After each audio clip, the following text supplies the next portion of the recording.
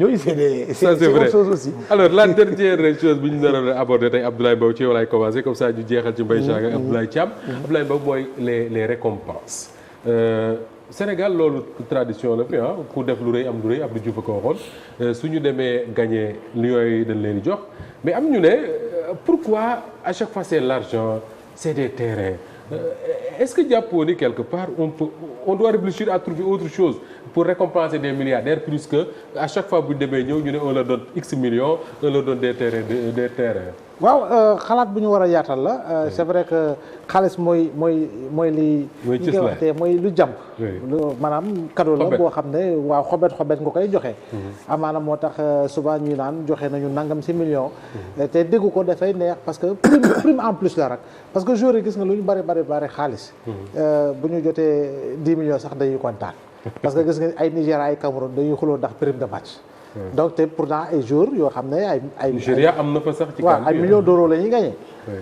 wàllu woowu man dëgg-dëgg du ma si gisuma si trop de bémol man sama problème gañ mooy problème suuf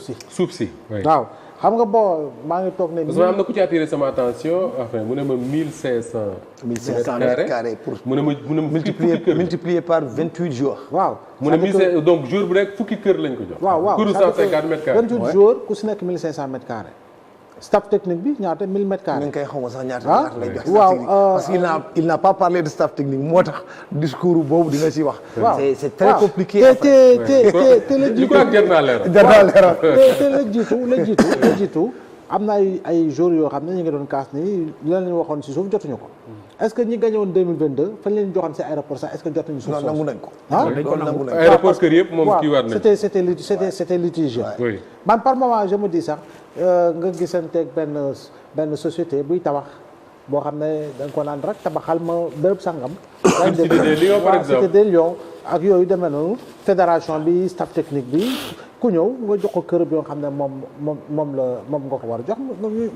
on passe à autre chose tey tu as la SICAP c'est une structure publique nationale tu as la SNHLM c'est une structure publique nationale tey mën nga jël suuf soosu yëpp boo ko tabaxoon def Cité des Lions boole si yeneen kër yi ngay tabax ay sénégalais jënd ko mu nekkaale benn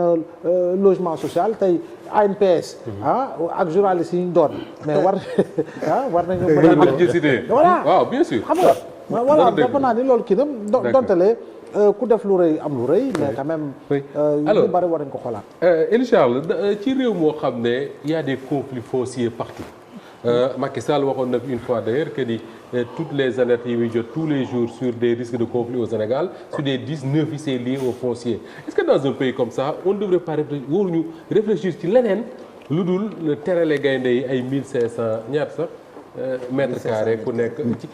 là déjà daanaka boo ko ñaata jours lañ 28 jours léegi nga am ab dëkk quoi c'est-à-dire que tu as un village wala une ville quoi pour ñoom c'est-à-dire que en fait problème suuf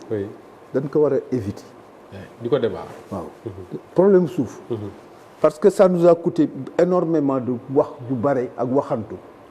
ne serait-ce que sur 24 ans de magistrature suprême de Abdoulaye Wade à Macky Sall je crois que ni fi nekk dañ ko waroon éviter et jusqu'à preuve du contraire ak précédent bii ñu wax nii suuf ba ñu joxe woon ba pare nanguwaat jëlaat nañ ko waaw je crois que ni dañu war a éviter coow soomu suuf c'est des gens qui sont très friqués mais déjà réew mi yu bare dañ koy def di joxe xaalis man je ne suis pas contre ça parce que comme je dis même bu fekkee ne ay multimilliardaires lañ wala ay multimillionnaires lañ mon père avait l'habitude de dire que ni même bu ñu leen joxee xaalis soxlawu leen ko am ngeen dëkkandoo wala ku ngeen xam koo xam bu ngeen ko joxoon mu feetu à tel point que fi nekk moi c'est le problème du foncier là qui me dérange mais l'argent ils ont beau être milliardaires ñu jox leen ko parce que boobu am nañ doom bàjjan wala jarbaat wala mbëkkandoo wala ku ko soxla effectivement ce sera des possibilités mais déjà yooyu dañ ko war a éviter dans ce pays là le foncier et l'argent waaw man jàpp naa ni